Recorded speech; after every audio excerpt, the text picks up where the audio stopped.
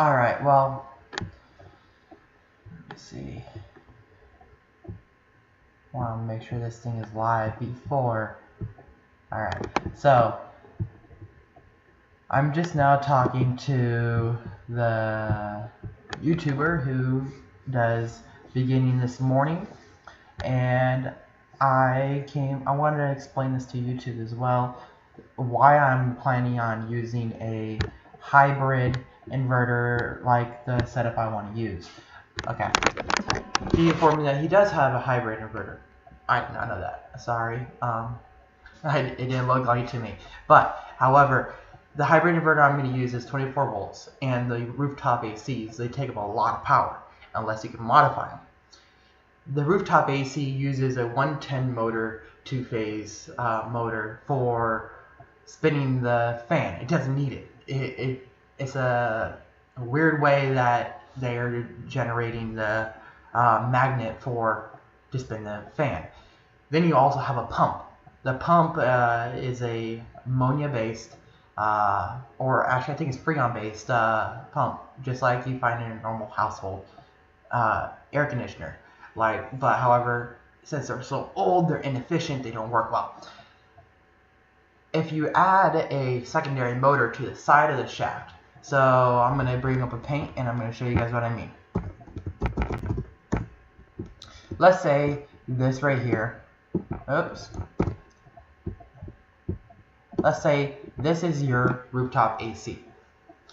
Your rooftop AC normally runs on 120 volt, or as everyone says, 110, but it's 120.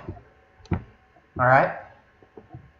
The reason it takes up so much power is because you're running the fan, you're running the compressor, and you're running everything else inside that. But you don't need all that. You guys, if you're running 24 volt, there's a scooter. You can do this on 48 volt too. However, for my setup, I already own this motor. There's a scooter motor that runs off of 24 volts. If you take a look, sorry about that, if you 24 volt scooter motor, it's a little black thing. Look at this. If you take one of these and you mount it directly next to the motor inside the AC unit, RV AC unit,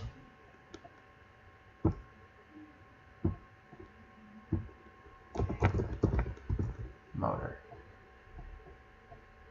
Alright, you should see. Okay, perfect example. As you see right here, here's your compressor. This takes up a lot of power. This is a 110 two-phase, as you can see, motor. 120.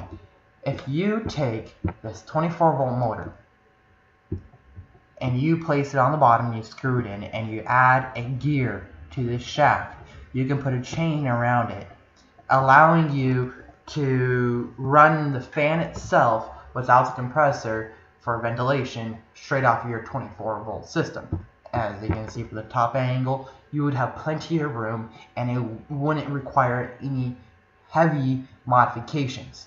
As you can see, this is the type of, better picture right here, type of motor that's inside my personal RV. I have a 1983 Southwind.